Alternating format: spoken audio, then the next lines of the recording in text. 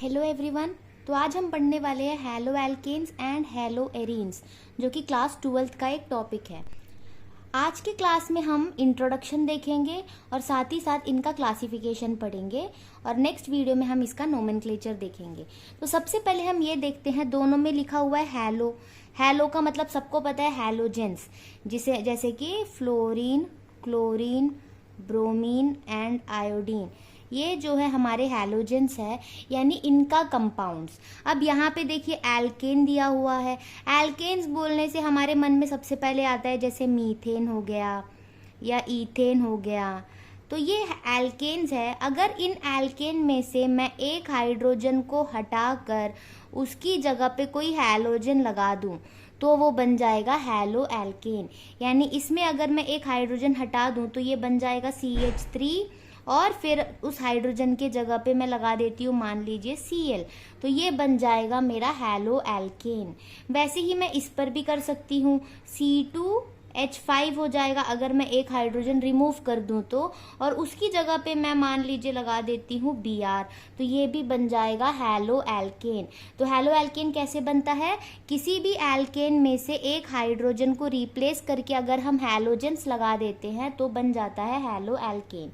अब यहाँ पर एरीन बोला गया है। एरीन का मतलब होता है एरोमेटिक रिंग, यानी कि मान लीजिए जैसे बेंजीन रिंग हो गया, हमारे पास एक बेंजीन रिंग है, इस पे मैंने क्या लगा दिया, हैलोजन लगा दिया, तो ये बन जाएगा हैलो एरीन। तो ये है जनरल इंट्रोडक्शन। हम इस चैप्टर में इन्हीं दो तरह के कंपाउंड्स के बारे में पढ़ेंगे, यानी यहाँ पे कार्बन होगा, हाइड्रोजन होगा और साथ में हमारे पास होगा हैलोजेंस। तो अब पहले हम इनका क्लासिफिकेशन देख लेते हैं, बहुत आसान होता है। चलिए स्टार्ट करते हैं। जो क्लासिफिकेशन है वो दो तरीके से हम करते हैं। पहला है on the basis of number of halogen atoms. ये बहुत ही आसान है, इसमें 3 तरह के आते हैं। सबसे पहला होता है मोनोहेलाइड्स, सबसे पहला है मोनोहेलाइड्स। फिर आता है हमारा डाईहेलाइड्स, उसके बाद आता है ट्राईहेलाइड्स। मोनोहेलाइड्स का मतलब होता है उस कंपाउंड में सिर्फ एक हैलोजन होगा। डाईहेलाइड का मतलब है उसमें 2 हैलोजन होगा और ट्राईहेलाइड का मतलब है उसमें 3 हैलोजन होंगे। अब मोनोहेलाइड में क्या होगा, मान लीजिए हमने ले लिया C2H5X, एक ही हैलोजन है इसमें और ये लगा हुआ है एल्केन में, तो हम इसे कहेंगे मोनोहेलो एल्केन, मोनोहेलो एल्केन। अगर उसी तरह हमने लिया बेंजीन रिंग और उसमें लगा दिया एक हैलोजन, तो ये भी एक ही हैलोजन है तो मोनो आएगा, बट क्योंकि ये बेंजीन रिंग के साथ अटैच्ड है तो इसे हम कहेंगे हैलो एरीन। तो ये हो गया मोनो हैलो एरीन। अब डाईहेलाइड जो होता है इसमें हम क्या करते हैं, मान लीजिए 2 कार्बन है हमारे पास और इसमें एक हैलोजन अटैच्ड है, इसमें एक हैलोजन अटैच्ड है, बाकी हम हाइड्रोजन पुट कर देंगे, ये हो गया। या फिर ऐसा भी हो सकता है कि मैंने 2 कार्बन तो लिया बट हैलोजेंस किसी एक ही कार्बन में अटैच्ड है, यानी इसमें ये हाइड्रोजन हो गए, ये भी हो सकता है। बट क्योंकि इस कंपाउंड में 2 हैलोजन है और इसमें भी 2 हैलोजन है तो इसे हम कहेंगे डाईहेलाइड्स। और क्योंकि ये एलिफेटिक रिंग के साथ अटैच्ड है, यानी इसमें बेंजीन रिंग नहीं है, नॉर्मल जो एल्काइल चेन्स होते हैं उसे हम एलिफेटिक चेन कहते हैं, तो क्योंकि ये एलिफेटिक चेन के साथ अटैच्ड है तो हम इसे कहेंगे डाईहेलो एल्केन। जैसे यहाँ पे लिखा है मोनोहेलो एल्केन, वैसे इसे हम कहेंगे डाईहेलो एल्केन। अब यहाँ पे और एक चीज हमें सीखना है, जब हैलोजेंस नेबरिंग कार्बन पर हो यानी एडजेसेंट कार्बन्स पर हो तो हम इसे कहेंगे विसिनल। जैसे क्लोजनेस को दिखाने के लिए हम एक टर्म यूज करते हैं विसिनिटी। विसिनिटी का मतलब होता है क्लोज नेबर्स। तो यहाँ पे जो दोनों हैलोजेंस है वो दोनों नेबरिंग कार्बन पर है, इसीलिए इसे हम कहते हैं विसिनल। और जब दोनों ही हैलोजन सेम कार्बन पर लाई करेंगे तो इसका नाम होगा जेमिनल। ये हमें याद रखना है, अगर दोनों हैलोजन सेम कार्बन पर हो तो उसे जेमिनल कहते हैं और अगर एडजेसेंट कार्बन पर हो तो विसिनल कहते हैं। इसका ये मतलब नहीं कि इस कार्बन पे X लगा हुआ है फिर एक कार्बन को छोड़कर अगले कार्बन में दूसरा X लगा तो उसे हम विसिनल नहीं कहेंगे। विसिनल तभी कहते हैं अगर वो एडजेसेंट कार्बन पर लगे हो तो। अब ये चीज जो है बेंजीन रिंग में भी हो सकता है, इस रिंग में यहाँ पे एक हैलोजन लगा हुआ है, यहाँ पे एक हैलोजन लगा हुआ है, तो ये भी डाई हैलाइड है। और क्योंकि ये बेंजीन रिंग के साथ लगा हुआ है तो इसे हम कहेंगे डाई हैलोएरीन। सिमिलरली ट्राई हैलाइड्स का मतलब सबको समझ आ गया है कि 3 हैलोजन्स होंगे। तो यहाँ पे मैं एक काम करती हूँ, 3 कार्बन ले लेती हूँ और तीनों में मैं क्या करूँगी, एक एक हैलोजन अटैच कर दूंगी ऐसे। तो अब अगर हम देखें तो यहाँ पे 2 हाइड्रोजन आएगा, यहाँ पे 1 हाइड्रोजन और यहाँ पर भी 2 हाइड्रोजन। तो ये होता है ट्राई हैलाइड जिसपे 3 हैलोजन्स अटैच्ड हो। सिमिलरली हम बेंजीन रिंग में भी ले सकते हैं, जैसे इसमें भी 3 हैलोजन्स लगे हैं, ये भी ट्राई हैलाइड है, बट इसे हम कहेंगे ट्राई हैलोएल्केन और इसे हम कहेंगे ट्राई हैलोएरीन। अगला क्लासिफिकेशन है on the basis of hybridisation of carbon to which halogen is attached, यानी जिस भी कार्बन में हैलोजन अटैच्ड होगा उस कार्बन की हाइब्रिडाइजेशन के बेसिस पे अब हम देखेंगे क्लासिफिकेशन। उसमें सबसे पहला आता है एल्काइल हैलाइड जिसे हम हैलोएल्केन भी कहते हैं। अभी जस्ट हमने इंट्रोडक्शन में भी देखा हैलोएल्केन का क्या मतलब है, एल्काइल ग्रुप के साथ हैलोजन अटैच्ड है, यानी एल्केन में से एक हाइड्रोजन को रिप्लेस कर कर अगर एक्स को लगा दिया जाए तो उसे हम हैलोएल्केन कहते हैं। उसे जनरली एल्काइल हैलाइड भी कहते हैं। यहाँ पर ये देखेंगे दोनों ही सेम है, बट एल्काइल हैलाइड जो है ये कॉमन नेम की तरह यूज करते हैं और जो हैलोएल्केन है वो हम यूज करते हैं आयुपैक नेम में। जैसे कि हमारे पास दिया हो CH3Cl, यहाँ पे एल्काइल ग्रुप है मिथाइल ग्रुप और यहाँ पे हैलाइड है क्लोराइड, तो इसका नाम हो जाएगा मिथाइल क्लोराइड। तो ये इसका कॉमन नेम है, लेकिन अगर हम इसका आयुपैक नेम लिखे तो इस तरह से लिखेंगे हैलोएल्केन। हैलो यहाँ पे कौन है, क्लोरो, और एल्केन यहाँ पर है एक कार्बन यानी मीथेन। तो 2 तरह का इसका नाम बनता है, एक है क्लोरोमीथेन और एक है मिथाइल क्लोराइड। तो इसमें से ये है हमारा आयुपैक नेम और ये है हमारा कॉमन नेम। तो ये होता है। अब इसमें हम ये देखेंगे कि जो X होता है वो sp3 हाइब्रिडाइज्ड कार्बन के साथ अटैच्ड है। अब मैं ये देखूंगी sp3 का मतलब क्या बताया था, कार्बन के साथ 4 सिग्मा बॉन्ड है, ऐसे होता है ना, तो हम बोलते हैं ये sp3 हाइब्रिडाइज्ड है। अगर हाइब्रिडाइजेशन से रिलेटेड आपको वीडियोस देखनी है तो मैंने ऑलरेडी अपलोड किया है जिसमें मैंने हाइब्रिडाइजेशन बताया है, तो वो भी आप देख सकते हैं, लिंक आपको डिस्क्रिप्शन में मिल जाएगा। अब जैसे ये कार्बन 4 बॉन्ड बना चुका है सिग्मा, तो ये sp3 हाइब्रिडाइज्ड है और इसके साथ हैलोजन अटैच्ड है। तो यहाँ पे हमारे साथ ना 3 केस बनता है, तो चलिए पहले बनाकर देख लेते हैं। जैसे हर एक केस में मैंने क्या किया है, हैलोजन को जो है उस कार्बन के साथ अटैच किया है जिसने 4 सिग्मा बॉन्ड बनाया है, यानी कि कार्बन है वो sp3 हाइब्रिडाइज्ड है। अब यहाँ पर ये होगा कि जो कार्बन है हो सकता है वो और एक कार्बन के साथ अटैच्ड हो, बाकी इसके पास हाइड्रोजन है, ये हो सकता है। या फिर हो सकता है कि ये कार्बन 2 कार्बन से अटैच्ड है और एक ही हाइड्रोजन हो इसके पास, और हो सकता है कि ये कार्बन जो है वो 3 कार्बन के साथ अटैच्ड है। ये 3 केसेस यहाँ पर बन सकते हैं। तो हम ये देखेंगे कि जिस कार्बन के साथ हैलोजन अटैच्ड है वो अगर एक ही कार्बन के साथ अटैच्ड है तो इसे हम कहेंगे प्राइमरी हैलोएल्केन। अगर जिस कार्बन के साथ X लगा है वो 2 कार्बन के साथ अटैच्ड है तो इसे हम कहेंगे सेकेंडरी हैलोएल्केन। और यहाँ पर हम देख सकते हैं जिस कार्बन के साथ X लगा हुआ है वो कार्बन 3 कार्बन के साथ अटैच्ड है तो इसे हम कहेंगे टर्शियरी हैलोएल्केन। यानी जो हैलोएल्केन होता है, जिससे हमने यहाँ पे देखा कि हैलोएल्केन वो होता है जिसमें X जो होता है वो sp3 हाइब्रिडाइज्ड कार्बन के साथ अटैच्ड है, या फिर बोल सकते हैं कि वो एल्काइल ग्रुप के साथ अटैच्ड है।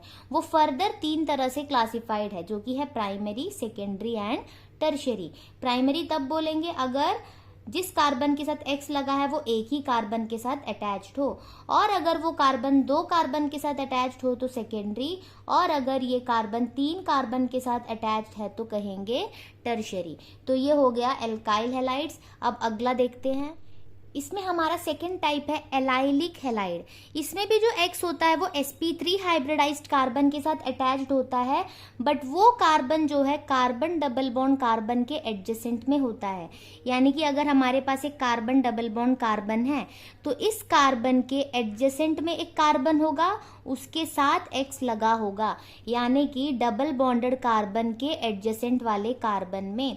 तो हम ये देखेंगे कि ये जो कार्बन है इसने 2 बॉन्ड ऐसे बनाया है तो इसके पास 2 हाइड्रोजन होगा, यानी इसने तो 4 सिग्मा बॉन्ड बनाया है, तो ये वाला कार्बन जो है वो sp3 हाइब्रिडाइज्ड है, बट ये कार्बन जो है वो डबली बॉन्डेड कार्बन के साथ अटैच्ड है। जैसे अगर हम इसे फुल दिखाएंगे तो ऐसे होगा, तो हम ऐसे समझेंगे कि एल्काइल में भी क्या होता था, sp3 हाइब्रिडाइज्ड कार्बन से अटैच था, बट वहाँ पूरा का पूरा एल्काइल ग्रुप था।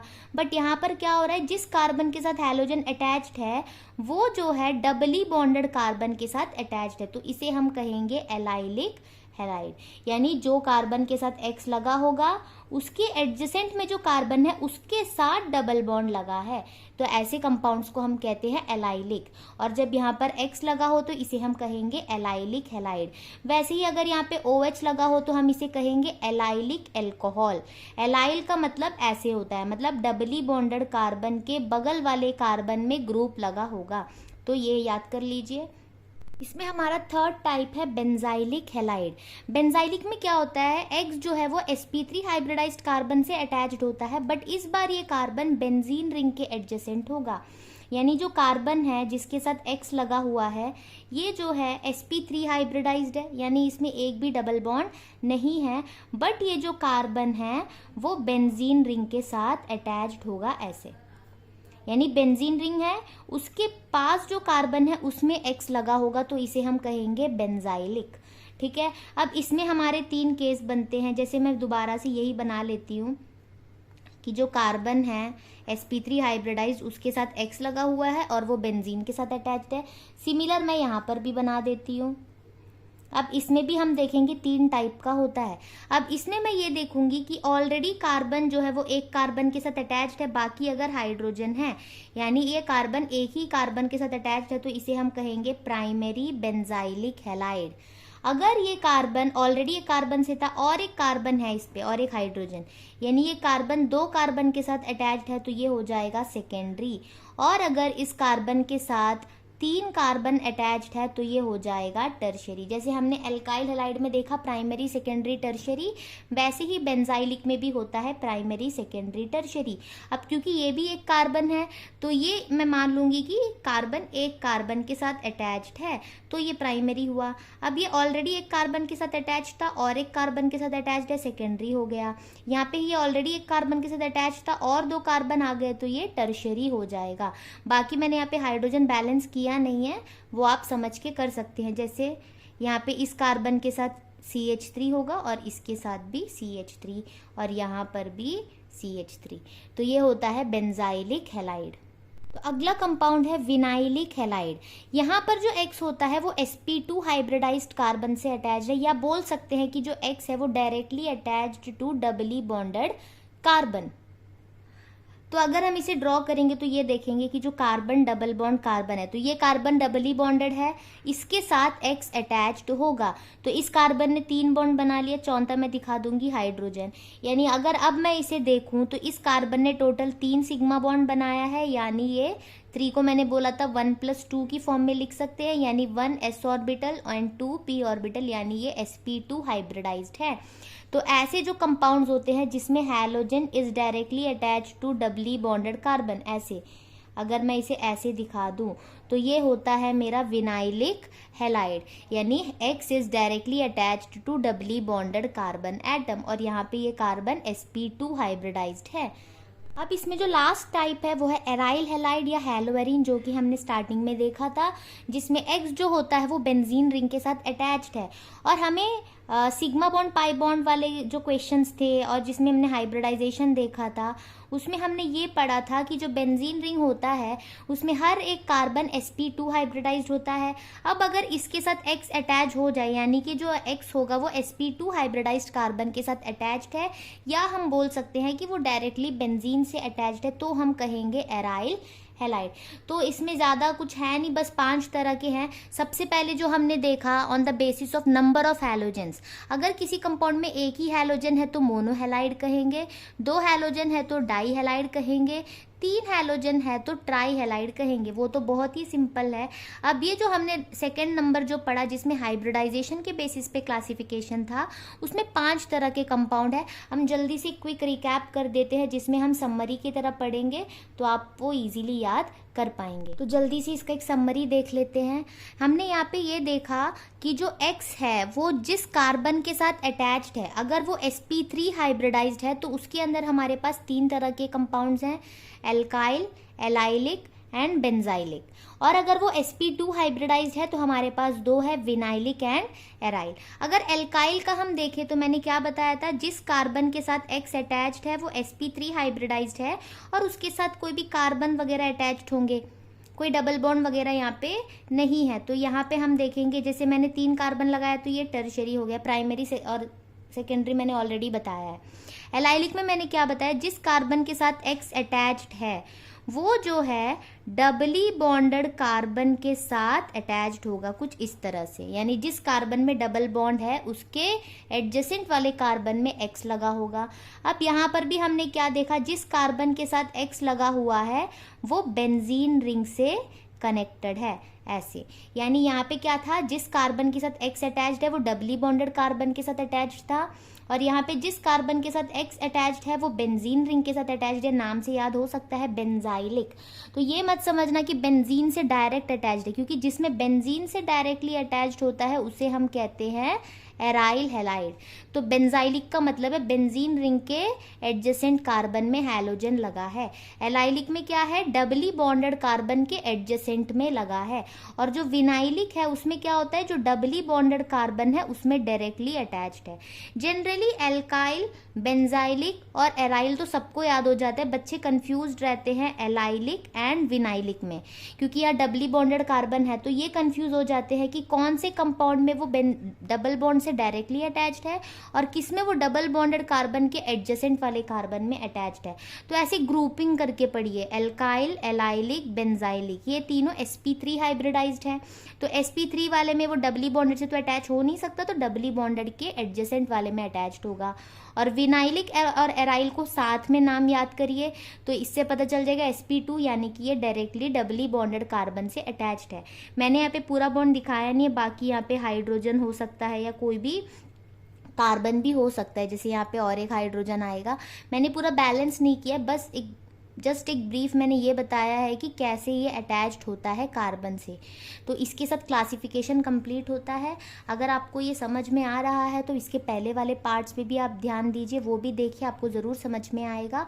और अगर किसी टॉपिक पे आपको वीडियोस चाहिए तो आप मुझे कमेंट करके बता दीजिए, मैं उस पर भी वीडियो बनाऊँगी। Thank you.